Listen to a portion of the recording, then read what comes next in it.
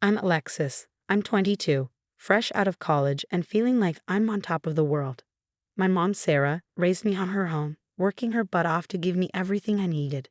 My dad? Never met him, never cared to. At least that's what I always told myself.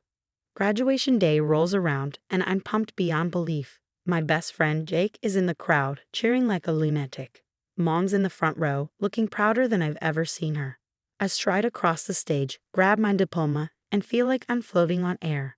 But that's when things start getting weird. I notice this guy in the audience staring at me like he's just seen a ghost. At first, I brush it off, but after the ceremony, he makes a beeline straight for me. "Hey there, sweetheart, remember me?" I'm like, should I? He gives this awkward grin and says, "I'm Tom, your dad." I swear my heart nearly stops. This guy, this total stranger, is claiming to be my long-lost father. Before I can even process it, he goes in for a hug. I backpedal so fast I almost trip over my gown. Whoa, hold on. What the hell? That's when Mom swoops in, looking angrier than I've ever seen her. "Tom, what are you doing here?" Tom throws up his hands, trying to act all innocent. "Sarah, come on. I just want to reconnect with my little girl. Make things right, you know." I'm standing there, feeling like I've stepped into an episode of The Twilight Zone. Jake slides up next to me and whispers, "You okay, Alex? Want me to get rid of this guy?" I shake my head, still trying to wrap my mind around what's happening. Part of me wants to tell Tom to get lost, but another part, I don't know. I'm torn. My whole life, I've wondered about my dad, and now here he is. Tom's still talking, spinning some sob story about how he's changed and wants to be a part of my life. Mom's not buying it, and honestly, I'm not sure I am either. "Look, Tom," I finally managed to say, finding my voice. "This is a lot to process. You can't just show up after 22 years and expect everything to be okay." He nods, looking genuinely sad. "I understand, Alexis. But maybe we could grab a coffee sometime, talk things out." I glance at Mom, who's shaking her head furiously, but curiosity is gnawing at me. What if he really has changed? What if this is my chance to finally have a dad? "I'll think about it," I mutter, not committing to anything. As Tom walks away, I'm left standing there with my diploma in hand, feeling like my world's been turned upside down. Jake puts an arm around me and Mom's looking worried sick. I'm torn between wanting to know more and wishing Tom had never shown up. One thing's for sure, my simple, straightforward life just got a whole lot more complicated, and I have no idea what I'm going to do next. A week after the graduation bombshell, I find myself sitting across from Tom. The place smells like burnt coffee and regret, kind of fitting for this messed up reunion. "So, Alexis, I bet you've got a million questions," Tom said, stirring his coffee like it held all the answers. "Yeah, like where the hell have you been for the past 22 years? I shot back. He sighed, looking genuinely regretful. "Your mom, she kept me away, said she didn't want me in your life." "Nonsense," I snapped. "Mom would never do that." "Look, sweetie, I know it's hard to believe, but—" "Don't call me sweetie. You lost that right when you bailed," I interrupted. Tom held up his hands in surrender. "Fair enough. I made mistakes, I admit it. But I'm here now, trying to make it right." I wanted to stay angry, but something in his eyes made me hesitate. Maybe it was the family I never had, or just plain curiosity. But I felt myself softening. "So, what? You want to play happy families now?" I asked, trying to keep my guard up. "Actually, I'd love for you to meet my family. My wife, Linda, and the kids, they're dying to meet their big sister." That hit me like a ton of bricks. You have other kids?" Tom nodded, pulling out his phone to show me pictures. There he was, arm around a pretty blonde, with 2 little kids greeting at the camera. They looked happy, like the family I never had. "They're cute," I mumbled, trying to ignore the jealousy gnawing at me. "They'd love to meet you. How about dinner tomorrow night?" Before I knew it, I found myself agreeing. The next evening, I found myself in Tom's suburban home, surrounded by the picture-perfect family I'd always dreamed of. Linda hugged me like we were long-lost friends. "Oh, Alexis, we've heard so much about you," Linda exclaimed warmly. "Funny, I can't say the same." I muttered under my breath, but forced a smile anyway. The kids, Tommy and Lily, bombarded me with questions about college and my life. For a brief moment, I allowed myself to imagine that this could be my life too. But then Tom dropped the bomb. "So, Alexis, I hate to bring up business, but I could really use your help." "My help?" I asked, caught off guard. Tom launched into a sob story about his failing business, how he was drowning in debt. If I could just get a small investment, say your graduation money, I could turn things around, provide for all of us. I nearly choked on my meatloaf. "You want my money?" "It's a great opportunity, honey. We could be partners," he said, his tone almost too eager. I felt a wave of nausea. Was this what it was all about? Linda looked uncomfortable, but the kids were blissfully oblivious. "I need to think about it," I stammered, making excuses to leave. Outside, I immediately called Jake and spilled everything. "Slow down, Lex. You're not seriously considering this, are you?" "I don't know, Jake. Maybe he's changed. Maybe this is my chance at a real family. Or maybe he's playing you. Look, do some digging before you do anything stupid, okay?" I promised I would, but part of me didn't want to. What if I found something I didn't want to know? But Jake's words nagged at me, so I started digging. And holy hell, did I find dirt. Tom wasn't just a deadbeat dad. He was a con artist with a string of abandoned families and fraud charges across 3 states. The deeper I dug, the sicker I felt.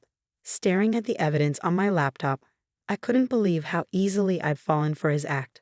And worse, I had no idea how I was going to confront him. I knew I had to expose his whole operation, but first I needed to confront him face to face. Get him to admit his lies. So I called him up, playing it cool. "Hey Tom, can we meet up? I've been thinking about that investment opportunity." "Sure thing, princess. How about that diner again?" I gritted my teeth at the word princess, but played along. When I got there, Tom was all smiles, probably thinking he had me right where he wanted me. He thought he'd hit the jackpot. "So Alexis, have you made a decision?" he asked, leaning in eagerly. I slapped down a folder stuffed with all the dirt I'd dug up on him. "Yeah, I've decided you're a lying sack of crap." His face went pale. "What's this?" "Your greatest hits, Tom. Fraud, abandoned families, unpaid child support, ring any bells." He reached for the folder, but I yanked it back. Hands off. "Now, want to tell me the truth?" Tom's face crumpled, and he launched into another sob story about how life had been tough, how he'd made mistakes, but was trying to turn things around. "I just wanted to make things right with you, Alexis. Give you the father you never had."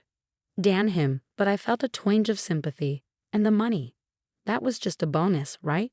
He looked ashamed. "I admit I need help, but I swear, if you help me out, I'll pay you back. We can have a real relationship." Against every instinct screaming at me to run, I found myself agreeing to loan him $10,000. "But this is it, Tom. No more after this." He hugged me, tears in his eyes. "You won't regret this, sweetie, I promise." But I did. Over the next few weeks, Tom became a constant presence in my life, always needing something, more money, more time, more favors. "Alexis, honey, the business is really taking off. If we just had a little more capital." "Tom, I told you, I'm tapped out. I can't give you any more." He looked at me with hurt and disappointment. I thought we were building something here, a real father-daughter relationship. I felt terrible but stood my ground. Relationships aren't built on money, Tom. But the guilt gnawed at me. Was I being too hard on him? Maybe he really was trying to change. Then came the day I dropped by his house unannounced. I overheard Tom and Linda arguing in the kitchen. "I'm telling you, Linda, that girl's a gold mine. A few more sob stories and we'll have enough to pay off all our debts, and then some." "But Tom, she's your daughter," Linda protested. "Please, she's just another sucker born every minute, right?" I felt like I'd been blindsided by a truck. When I told my mom everything, she sighed. "Oh honey, I was afraid this might happen. Tom's always been a user. It's why I kept him away from you." "Why didn't you tell me?" I asked, feeling a mix of betrayal and sadness. "I wanted to protect you. I guess I should have known you'd have to learn the hard way." Rage boiled up inside me. "Well, he's not getting away with it this time. I'm going to make him pay." That's when I called Jake. "Hey, remember when you hacked the school's grading system as a project? I've got a real project for you now." Jake was all in. We spent days creating a fake investment scheme, something so tempting Tom wouldn't be able to resist. But I wasn't stopping there. I tracked down contacts for Tom's other kids, the ones he'd abandoned over the years. Turns out, I had a lot of pissed off half-siblings out there.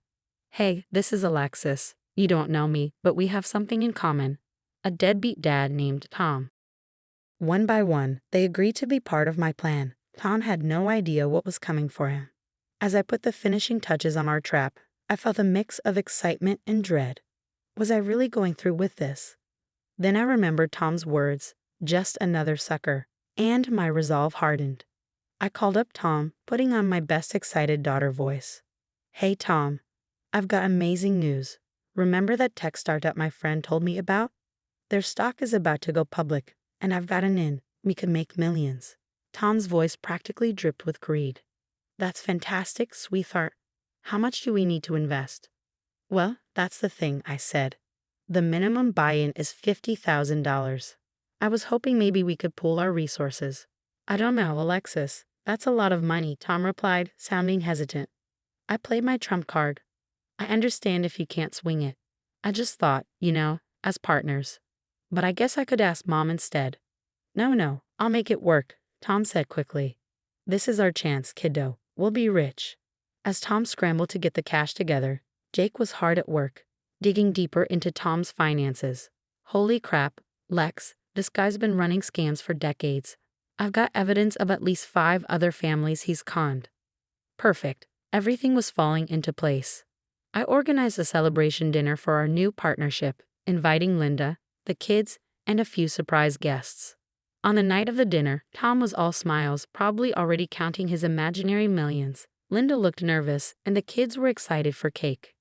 Before we celebrate, I have a surprise, I announced. I've invited some special guests. Tom, I believe you know them. In walked 5 people, my half-siblings. Tom's face went from confusion to panic. What is this, Alexis? What's going on? One by one, they shared their stories, tales of abandonment, broken promises, and stolen money. Linda's face grew more horrified with each revelation. Tom, is this true? All these children. Tom was sweating bullets. Now, honey, I can explain. Oh, I think you've explained enough. I cut him off. I cut in. But wait, there's more. I pulled out the files Jake had compiled, bank statements, fake business records, the whole works. You see, Tom here wasn't planning on investing anything. He was going to take my money and run, just like he's done to all of us. I can't believe this, Linda said, her voice trembling. We're leaving, Tom. Don't try to follow us. Tom lunged for her. Baby, please, it's not what it looks like. But it was too late. As Linda and the kids left, Tom turned on me, his face twisted with rage. You've ruined everything, he yelled. I stood my ground. No, Tom, you ruined everything yourself. I'm just making sure you can't do it to anyone else. What do you want from me? He asked, defeated. Your remaining assets will be distributed among your victims, and you'll sign over my $10,000. As he signed the papers, I felt no joy, only relief that it was finally over. In the aftermath, something unexpected happened. My half-siblings and I started talking, sharing our experiences. We formed a bond, a family of our own choosing. Mom welcomed them with open arms, joking, I always wanted a big family. As for me, I learned a valuable lesson. Blood doesn't make a family. Love, trust, and mutual respect do. Sometimes the family you choose is stronger than the one you're born into. The story's over now, but I have a question for you.